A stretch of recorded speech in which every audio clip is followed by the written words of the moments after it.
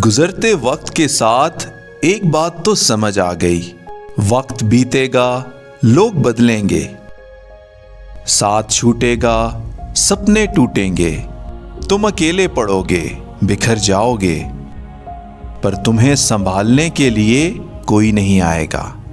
जिंदगी में सब कुछ यहां खुद ही ठीक करना होगा।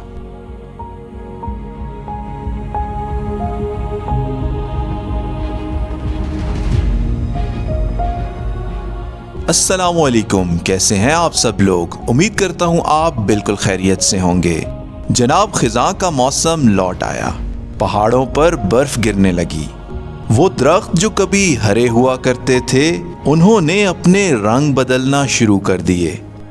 गोया ये इस बात की दलील है कि ये दुनिया फानी है। जनाब, यहाँ के बासियों ने शहरों का रुख कर लिया, मगर हम जैसे आवारागर्दों ने शहरों को छोड़कर पहाड़ों में पनाह ले ली।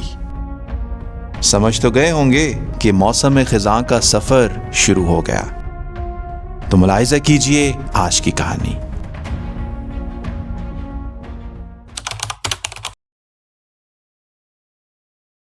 अस्सलामुअलैकुम, good morning from the mighty tiger peak. इस वक्त मैं मौजूद हूँ जनाब नारान से बाबूसर के रास्ते पे। और टाइगर पीक पिछली स्टोरीज में आप देख चुके हैं, गालबन स्टोरी नंबर 3 में, कि मैंने टाइगर पीक के सामने कैंपिंग की थी, जो कि जुलाई के सीज़न में या जून के एंड पे मैंने की थी, जब ये रास्ते बर्फ़ से ढके हुए रास्ते खुले थे। और आज की स्टोरी नंबर 16 का आगाज़ मैं कर रहा हूँ जनाब सेम उसी जगह से, टाइगर पीक से, क्योंकि पहाड़ों से मुझे मोहब्बत तो है ही, लेकिन मेरी मोहब्बत बढ़ जाती है जब मैं इस माइटी टाइगर पीक को देखता हूं, तो मेरे दिल को कुछ ना कुछ होने लगता है। तो जनाब मैंने सोचा क्यों ना आज की स्टोरी नंबर 16 का आगाज टाइगर पीक से करते हैं। लेकिन आज मैं आपको टाइगर पीक नहीं दिखाने वाला, ना ही मैं आपको ये रास्ता दिखाने वाला हूं, क्योंकि ये सारा रास्ता मैं आपको स्टोरी नंबर 2 के अंदर यहाँ की क्या डिटेल है, यहाँ की लाइफ कैसी होती है, सब दिखा चुका हूँ। वेल जनाब, आज मैं आपको लेके जा रहा हूँ स्कर्दू, और स्कर्दू में जा रहा हूँ स्कर्दू का ऑटम सीजन एंजॉय करने और आप लोगों को दिखाने। वहाँ पे ऑटम के कलर्स बहुत ही हसीन होते हैं। यहाँ से मैं स्टार्ट कर रहा हूँ, बाबूसर टॉप जाऊंगा। मोस्ट प्रोबेबली बाबूसर टॉप पे तो भाई बड़े खतरनाक किस्म की ठंड पड़ रही है, उसको क्रॉस करेंगे और बाबूसर से आगे फिर मैं जो मेन है मेरा जगलोट स्कर्दू रोड, आज आपको पूरी डिटेल कहानी जगलोट स्कर्दू रोड की दिखाऊंगा, रास्ते में क्या क्या आता है, और बाबूसर के बारे में भी कुछ यूनिक चीजें आपको बताऊंगा जो कि शायद आपने पहले नहीं सुनी होंगी। अल्लाह का नाम लेते हैं, सफर स्टार्ट करते हैं। खूबसूरत से टाइगर पीक के नज़ारे अपनी बाइक के रेयर व्यू मिरर में नजर आती रहेगी टाइगर पीक, और हम अपना सफर यहाँ से स्टार्ट करते हैं। अक्सर लोग पूछते हैं अमार भाई आप गैजेट्स कौन से यूज़ करते हैं और बाइक पे सामान आप कैसे अपना फिक्स करते हैं। जनाब ये एक बाइक का बैग है जो कि वली मॉल ने बनाया है, बड़ा ही खूबसूरत सा मोटरसाइकिल का बैग है। इसमें मेरा सारा सामान इजीली आ जाता है और इसके ऊपर मैं अपना जो है कैंपिंग का सेटअप माउंट करता हूँ। लेकिन अभी क्योंकि ठंड ज़्यादा है तो मैं कैंप नहीं कर रहा इस बार, तो मैंने अपने कैंप का सामान साथ नहीं लिया हुआ। टॉप बॉक्स है, बड़े खूबसूरत, मैंने इसको खुद डिज़ाइन किया हुआ है। इसके ऊपर जितना भी आप डिज़ाइन देख रहे हैं ये मैंने खुद डिज़ाइन किया है। ये इसके ऊपर नहीं आता, ये ब्लैक कलर में टॉप बॉक्स आता है, और इसके अंदर रखता हूँ मैं जनाब अपनी तमाम कैमरा गियर या जो भी चीज़ें मुझे रास्ते में क्विकली चाहिए होती हैं, जैसे पानी की बोतल है, टिश्यूज़ पड़े हुए हैं, कुछ कैप्स वगैरह, और हेलमेट आप ऑलरेडी देख चुके हैं। LS2 का मैं हेलमेट यूज़ करता हूँ। कैमरे मेरे पास GoPro है, 360 है, ये GPS डिवाइस लगी हुई है जो कि मुझे रास्ते बताती है। सीट के लिए मोल्टी फोम का एक बड़ा खूबसूरत सा बैक केयर कुशन है, ये मैं यूज़ कर रहा हूँ, काफ़ी कंफर्टेबल है। ये कुछ डिटेल है। तो चलिए जनाब आज की स्टोरी को शुरू करते हैं। बिस्मिल्लाहिर्रहमानिर्रहीम। सुब्हानल्लज़ी सख़्ख़र लना हाज़ा वमा कुन्ना लहू मुक़रिनीन व इन्ना इला रब्बिना लमुनक़लिबून। अल्लाहुम्मा सल्लि अला मुहम्मद व आलि मुहम्मद व अज्जिल फ़रजहुम। सफ़र स्टार्ट करते साथ ही मुझे ये खाली होटल्स नज़र आए हैं, तो मैंने कहा आपको थोड़ा सा ये दिखा दूँ, तो बस चलते चलते दिखाता हूँ। ये देखें, यहाँ इनका कुकिंग का सेटअप होता है, और ये रिहायशी कमरे हैं जो कि आप यूजुअली देखते हैं कि बहुत ज़्यादा पीक सीज़न में यहाँ पे लाइन लगी होती है और रूम्स अवेलेबल भी नहीं होते, और खाने बन रहे होते हैं यहाँ पे। तो अभी देखें इसकी छत उतार ली गई है, क्योंकि अब बर्फ़ पड़ेगी तो बर्फ़ के वज़न से छत डैमेज हो सकती है। छत उतार ली गई है, ज़रूरी जो भी सामान था वो उतार दिया गया है, सब कुछ कमरों में शिफ्ट कर दिया, बाहर से इनको बंद कर दिया ताकि जानवर वगैरह अंदर गंद ना करे, कोई अगर जानवर बच भी गए हैं तो दूसरा थोड़ा सा, ताकि बरामदे के अंदर बर्फ़ ना जाए, तो उसको थोड़ा सा उन्होंने जो है ना कवर कर दिया। जो बोर्ड यहाँ पे लगे थे वो यहाँ लगा दिए। अल्लाह अकबर, पहाड़ ऐसे सूख चुके हैं जैसे कभी इन पे कोई ग्रीनरी आती भी नहीं होगी, ऐसे हालात हैं पहाड़ों के। ये देख सकते हैं आप। और अब इनको देख के खौफ आता है। गर्मियों में जिस तरह ये खूबसूरती से अच्छे लगते हैं ना देख के, अभी इनको देख के एक हैबतनाक किस्म का मंजर है। और अल्लाह के जो है ना एक जलाल की एक निशानी है पहाड़ बहुत बड़ी, कि जो है ना अंदाज़ा लगाएं कि इतनी बड़े पहाड़ बनाने वाली ज़ात खुद कितनी बड़ी है और कितनी अजीम है। अल्हम्दुलिल्लाह अल्हम्दुलिल्लाह। कोशिश मेरी होती है हर सीज़न में हर चीज़ आपको दिखाई जाए। और ठंड से मेरा क्या हाल हो रहा है ये आप सोच भी नहीं सकते, लेकिन आपके लिए वीडियोस बनाना, आपको चीज़ें दिखाना, उसके लिए ये सारी मेहनत करनी पड़ती है। जलखट में पहुंच चुका हूँ। जलखट से ही टाइगर पीक का सबसे खूबसूरत नज़ारा आता है। 9 किलोमीटर है लोलोसर झील। आप सीधा चलते हैं यहाँ से। लोलोसर झील आपको दिखाता हूँ कि उसके क्या हालात हैं नवंबर के महीने में, बर्फ़ पड़ने से कुछ दिन पहले की ये वीडियोज़ हैं जो आप देख रहे हैं। और लगता है इन रोड्स पे सिर्फ मैं हूँ, सिर्फ अकेला मैं आवारा गर्द इंसान। Good bye Tiger Peak, bye bye, see you in the next season. क्योंकि जब मैं स्कर्दू से वापस आ रहा हूँ तब बाबूसर बंद हो चुका होगा तो दोबारा टाइगर पीक को मैं अगले साल इंशाल्लाह जो है जून के महीने में देखूँगा।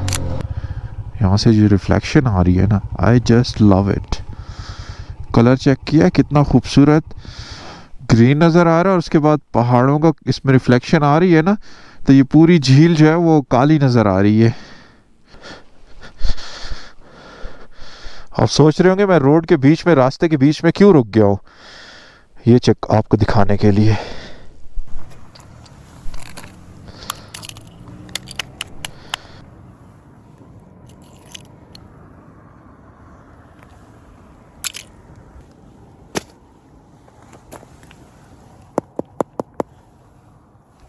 पानी जो है जम चुका है और आप अंदाज़ा लगाएं, मैं आपको कब से बता रहा हूँ ना कितनी ठंड है। आपको उस टाइम शायद आप कह रहे हो कि पता नहीं क्या मार भाई क्या आप लगे हुए हैं। ये देखें, इट्स ऑल फ्रोज़न। पानी कम्प्लीटली जो है ना जम चुका है। अल्लाह अकबर। बाबूसर की चढ़ाइयाँ जनाब स्टार्ट हो चुकी हैं और आप देख सकते हैं गाड़ियाँ भी बिल्कुल यहाँ पे आके ना एंड पे किट्टी डास मेडोज क्रॉस करने के बाद जो चढ़ाई हैं इन पे गाड़ियाँ भी बिल्कुल बैठ जाती हैं। बाइक तो फिर बाइक है भाई। मैंने यहाँ से ड्रोन फ्लाई करना है तो उसके लिए ग्लव्स मैंने उतारे हैं और हवा इतनी तेज़ चल रही है, मैंने कहा इनको यहाँ पे टाई करते हैं। ये उड़ के नीचे चले गए तो कौन लेने जाएगा 13,700 फुट की बुलंदी पर इस वक्त मैं मौजूद हूँ। दुनिया के हाईएस्ट मोटरेबल पासेस में से एक पास है जिसको कहते हैं बाबूसर टॉप। और मौसम यहाँ पे इंतहाई ठंडा है। थोड़ा सा वीडियो रिकॉर्ड करने के लिए मुझे चीज़ें उतारनी पड़ी और ग्लव्स उतारने के बाद मेरे हाथ बिल्कुल लिटरली जो है ना फ्रीज हो रहे हैं। लेकिन अल्हम्दुलिल्लाह आज धूप मिली है, वरना यहाँ पे तो रुक के ड्रोन उड़ाना और वीडियो रिकॉर्ड करना तो मेरे लिए पॉसिबल ही नहीं था। क्योंकि मोटरसाइकिल का एक मसला ये होता है कि बाइक पे आप ऑलरेडी ठंडे होके आ रहे होते हैं, तो जैसे ही आप अपना हेलमेट उतारते हैं, ग्लव्स उतारते हैं, तो बस फिर ठंड ने जो है ना आपको काबू कर लेना है। तो उस ठंड से बचना भी बहुत ज़्यादा ज़रूरी होता है क्योंकि सर्दियाँ स्टार्ट हो रही हैं तो ये ठंड काफ़ी ख़तरनाक होती है। और जनाब हमारे दो बहुत ही नन्हे मुन्ने से सब्सक्राइबर्स हमें यहाँ पे मिले हैं पेशावर से, जिनका ताल्लुक़ है और इनके हाथ में बोतलें हैं। और अस्सलाम वालेकुम, कैसे हैं, क्या नाम है आपका? अब्दुल समद। अब्दुल समद। और आपका नाम? अब्दुल हसीब। जनाब बाबूसर टॉप के बारे में जैसा कि मैंने आपको वीडियो के स्टार्ट में बताया कि मैं आपको कुछ यूनिक बातें बताऊंगा। बाबूसर टॉप दुनिया के जो मोटरेबल पासेस हैं जिनसे गाड़ियां गुजर सकती है उनमें से ये एक हाईएस्ट पॉइंट है। अब कौन से नंबर पे है ये एग्जैक्ट फिगर मैंने काफी सर्च किया, मुझे नहीं मिल सका, लेकिन ये हाईएस्ट मोटरेबल पासेस में से इसका शुमार होता है। और जनाब आपको मेरे पीछे जो रास्ता नजर आ रहा है ये रास्ता सीधा जा रहा है तकरीबन को यहाँ से 40 मिनट की एक जीप राइड और उसके बाद एक बहुत ही खूबसूरत सी संबक सर के नाम से एक झील है जो कि कश्मीर और गिलगित बल्तिस्तान या केपीके के बॉर्डर पे मौजूद है। और इन पहाड़ों के उस तरफ जनाब कश्मीर का शोंटर वैली, नीलम की साइड पे अगर आप जाएं तो वहाँ पे सबसे आखिरी जो वैली है वो शोंटर वैली है, वो इन पहाड़ों के उस तरफ टच कर रही है। तो एक तरफ से ये कश्मीर का बॉर्डर भी टच हो रहा है गिलगित बल्तिस्तान के साथ और केपीके के साथ। वेल जनाब आपने हमेशा बाबूसर का तो सुना है, लेकिन क्या कभी आपने सोचा है कि बाबूसर वैली है कहाँ पे जिसके नाम पे ये बाबूसर टॉप मशहूर है? तो आइए चलते हैं, यहाँ से अपना सफर कंटिन्यू करते हैं और आपको दिखाता हूँ खूबसूरत सी बाबूसर वैली।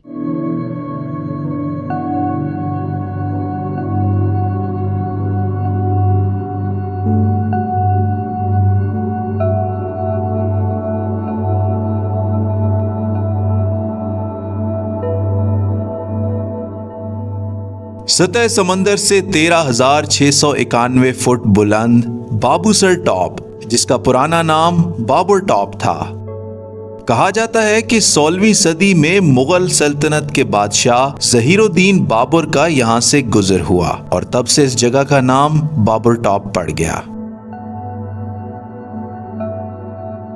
कोई हिमालय के पहाड़ी सिलसिले में वाक़िया बाबूसर टॉप के आसपास बहुत सारी झीलें मौजूद हैं, जिनकी वजह से बाबर टॉप का नाम बाबूसर टॉप मशहूर हो गया, क्योंकि सर शीना जुबान में झील को कहा जाता है।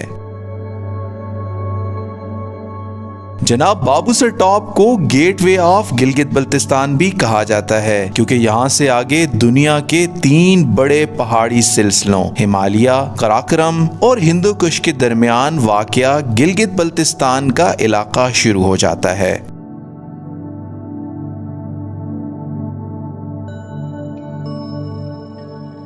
बाबूसर से चिलास की तरफ उतरते हुए सांप की तरह बल खाते 37 खतरनाक किस्म के मोड़ आते हैं और इन्हीं के बीच में वाक़या है बाबूसर का गांव।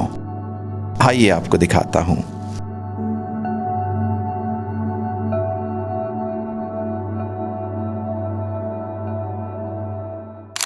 ये है माइलस्टोन, जिसके आगे रेडियां लगी हुई हैं, इसके पीछे खंबे लगे हुए हैं। कोई हाल नहीं हमारा, कोई हाल नहीं भाई।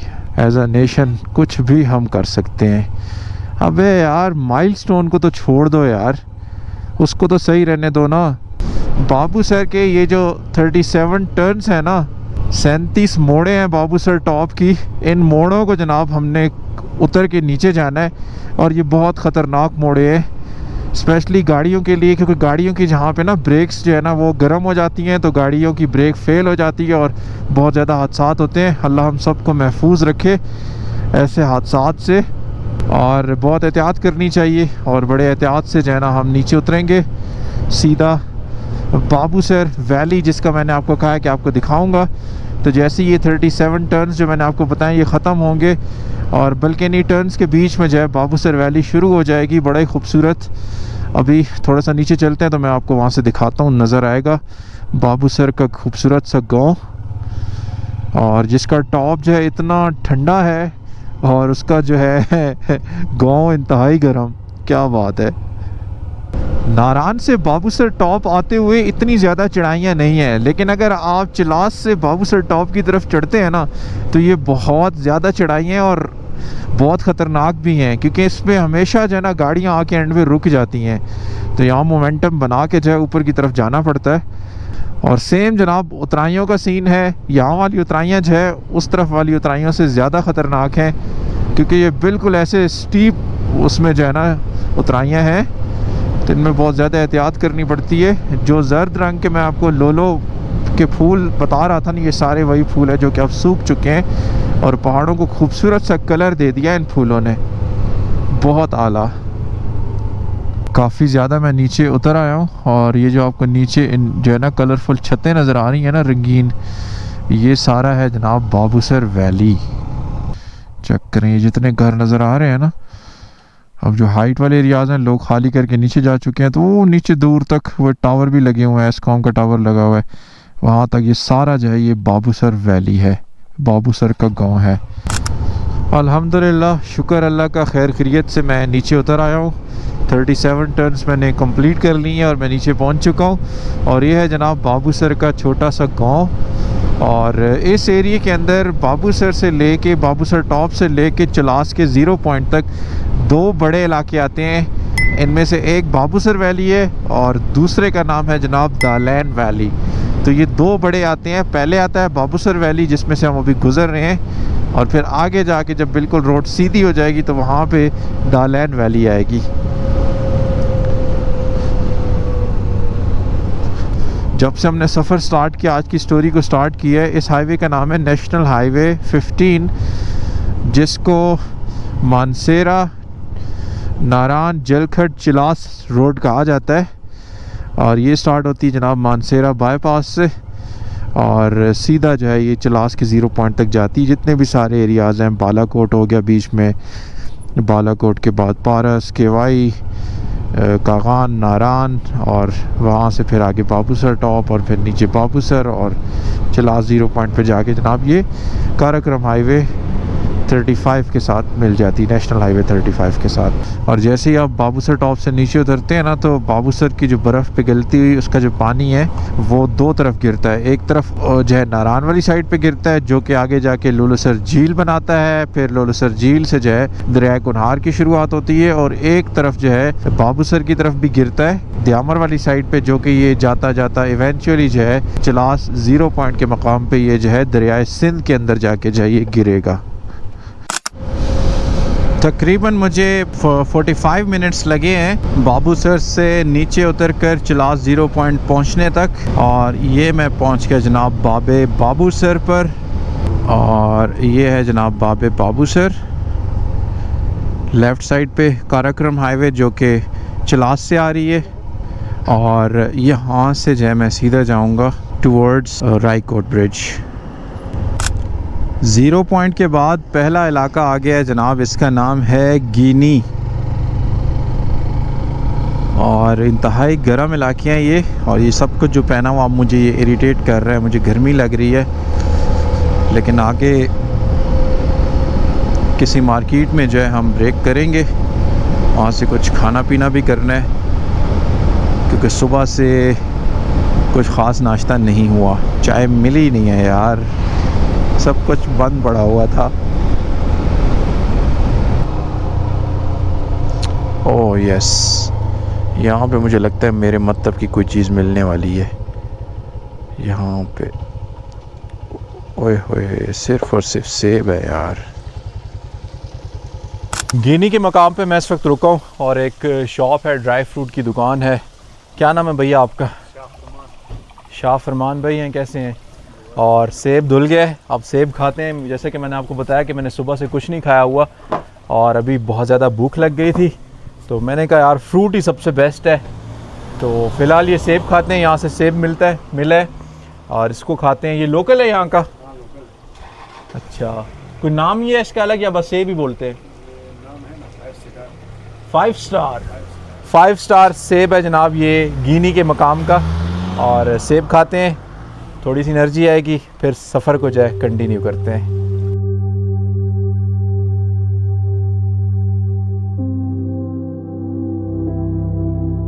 वो कहते हैं ना कि दाने दाने पे लिखा है खाने वाले का नाम। शायद गिनी के इस सेब पर हमारा नाम लिखा हुआ था। सेब तो खा लिया, लेकिन चाय की तलब मुझे सामने मौजूद एक ट्रक होटल पर ले गई। ये है गिनी का पुराना यादगार होटल, जिसे ट्रक होटल कहा जाता है।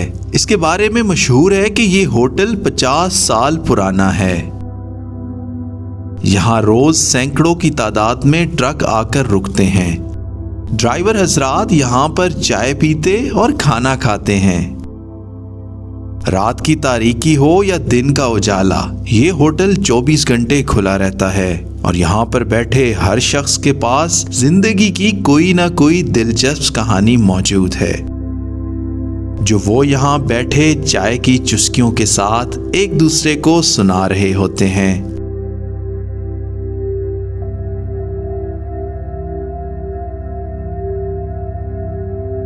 जनाब, जिंदगी का पहिया तो चलता रहेगा, सफर लंबा है, आगे बढ़ते हैं। एक चीज़ मुझे समझ नहीं आई, ये इन्होंने जो है ना बड़ी बड़ी जो खाने के अंदर हड्डियाँ होती हैं ना, उनको यहाँ पे स्टीम डब्बे के अंदर जो है ना सजा के रखा हुआ है।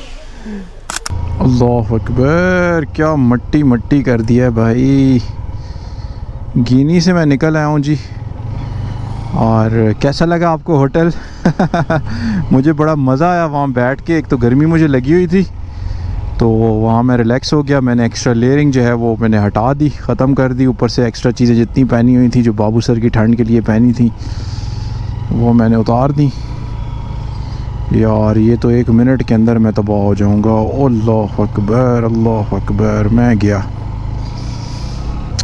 ओए यार, इनसे तो आगे ही जाना चाहिए था मुझे। 1 सेकंड में जो है ना बंदा चिट्टा हो जाता है बिल्कुल। राइडिंग गियर जो है ना, जैकेट मेरी सफ़ेद हो गई है। अल्लाह अकबर। कराक्रम हाईवे का ये वाला पैच ना बड़ा खूबसूरत है। इसके लैंडस्केप्स बहुत ही खूबसूरत हैं, ड्राई माउंटेन्स हैं लेकिन बहुत ही बड़े पहाड़ हैं। यकीन करें इन पहाड़ों को देख के ना एक दफ़ा तो बंदा डर जाता है यार, इतने बड़े पहाड़ हैं ना, इतने बड़े पहाड़। ये वाला जो कैमरा है ना गोप्रो, इसका क्योंकि एंगल वाइड है ना तो आपको ये बहुत छोटे लग रहे होंगे।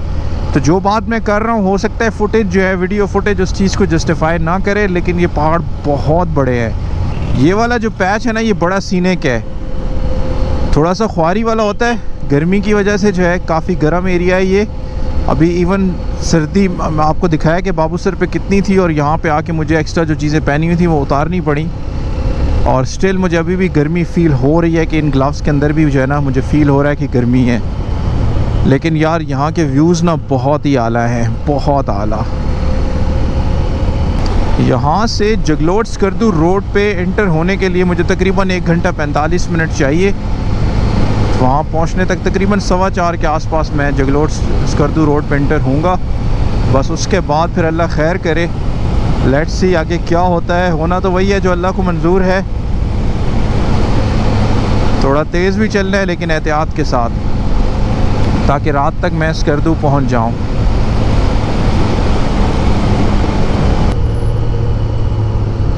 सामने आपको एक सस्पेंशन ब्रिज नज़र आ रहा है दरियाए सिंध के ऊपर, और वो उस तरफ जा रहा है, और पहाड़ के ऊपर आपको कुछ आबादी भी नज़र आ रही है। आपसे बात करते करते मैं खड्डे में जा लगा। अल्लाह अकबर, क्या कर रहा हूँ मैं, क्या कर रहा हूँ। एनीहाउ जनाब, पहाड़ के उस तरफ एक आबादी है, इसका नाम है गोराबाद, जो कि बहुत ही खूबसूरत इलाका है, और उसका एक माउंटेन टॉप से व्यू पॉइंट भी बना हुआ है, जिसको मैंने बहुत तकरीबन 4-5 साल पहले एक्सप्लोर किया था, मैं उसमें गया था। लेकिन अभी क्योंकि मैं लेट हो चुका हूँ, वरना मैं इसमें ज़रूर जाता दोबारा और आप लोगों को दिखाता। बहुत ही खूबसूरत है ये सारी चीज़ें। दरिया सिंध काफ़ी छोटा नज़र आता है नीचे। ये आ गया पुल जिससे जो है गोराबाद का रास्ता जा रहा है। एक सस्पेंशन ब्रिज है, बड़ा ही खूबसूरत और काफ़ी पुराना बना हुआ।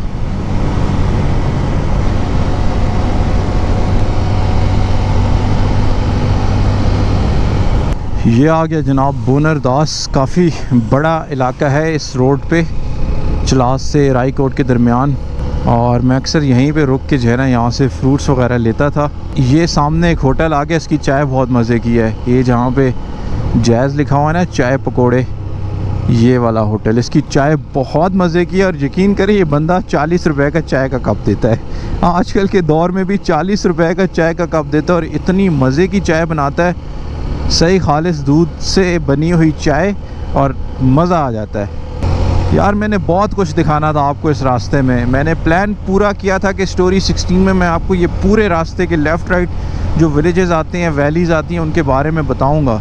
लेकिन अब मैं लेट इतना हो चुका हूँ, और आगे का जो मेरा सफ़र है ना वो इंतहाई ख़तरनाक है, उसको मैं डिले कर नहीं सकता। अगर मैंने लेट कर दिया ना तो मैं बिल्कुल समझें कि बस फिर रिस्क भी होऊंगा। तो इसलिए मैं बहुत कुछ स्किप कर रहा हूँ। यहाँ पे आपको ड्रोन दिखाना था, ड्रोन फुटेज दिखानी थी। यहाँ के ड्रोन व्यूज़ इतने आला आने थे ना, नीचे इंडस रिवर और साथ जो है ये बुलंदो बाला पहाड़, लेकिन सब कुछ जो है मुझे छोड़ना पड़ रहा है।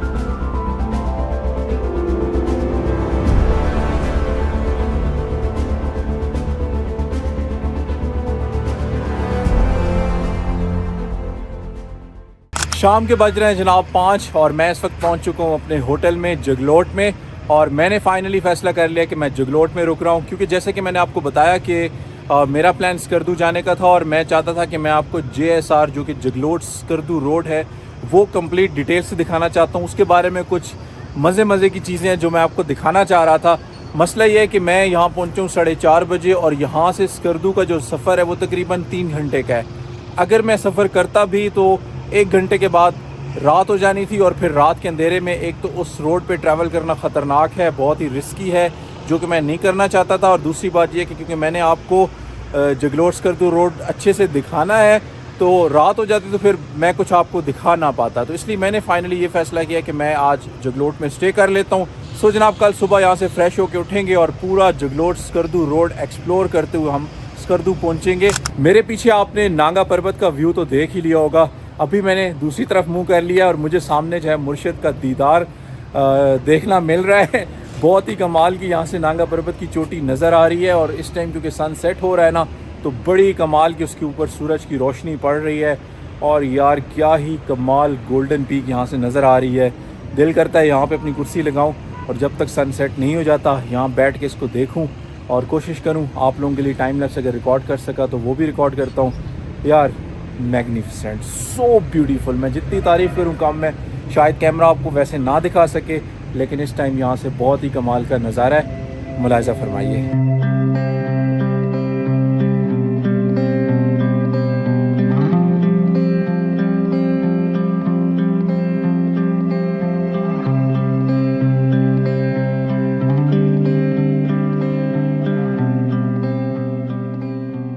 मेरा यहाँ पे आप लोगों से एक सवाल है, क्या आप जानते हैं कि इसको नांगा पर्वत को मुर्शिद क्यों कहा जाता है? दुनिया की ये 9th हाईएस्ट पीक है और पाकिस्तान की ये दूसरी बड़ी चोटी है।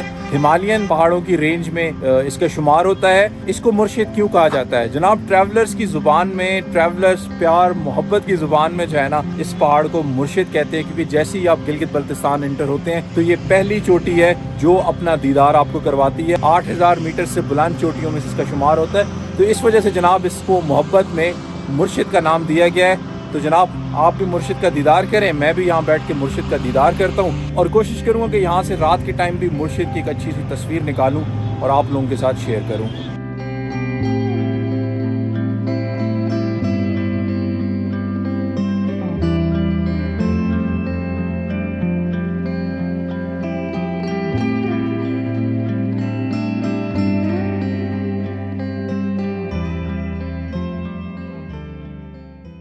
चले जी, नहा धो के मैं फ़्रेश हो चुका हूँ, नमाज़ वगैरह भी पढ़ ली है, रात हो चुकी है और मौसम यहाँ पे बहुत ही मज़े का है कंपैरेटिवली। कल तो मैंने सही एक्सट्रीम 3-4 डिग्री में मैंने रात गुजारी है, पूरा दिन भी जो है तकरीबन ठंड में बाइक चलाता रहा हूँ और बड़े खूबसूरत से जो है होटल में मैं ठहरा हुआ हूँ।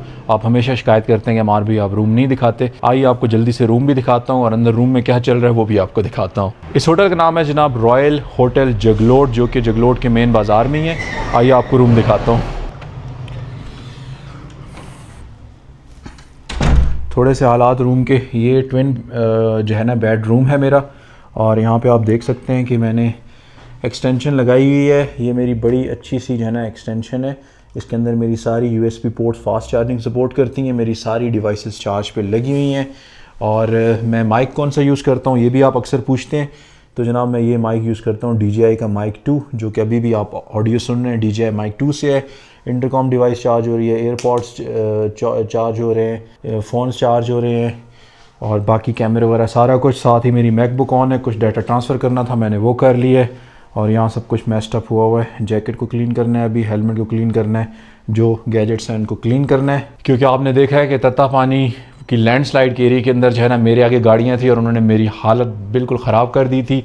तो अभी अपनी ज़रूरी चीज़ें जो हैं गैजेट्स हैं उनको क्लीन करना बहुत ज़रूरी है, ताकि कल हम इस स्टोरी को कंटिन्यू करें तो चीज़ें साफ़ हों। तो मिलते हैं जनाब आपसे फिर सुबह।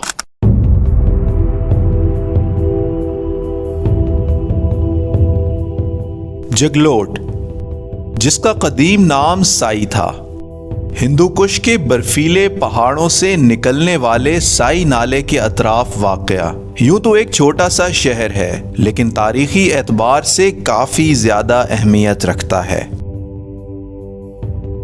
पहाड़ों से मोहब्बत रखने वालों के लिए इस शहर का हुस्न ये है कि ये इस मकाम पर वाक़या है जहां दुनिया के 3 बड़े पहाड़ी सिलसिले हिमालय, कराकरम और हिंदू कुश आकर मिल रहे हैं।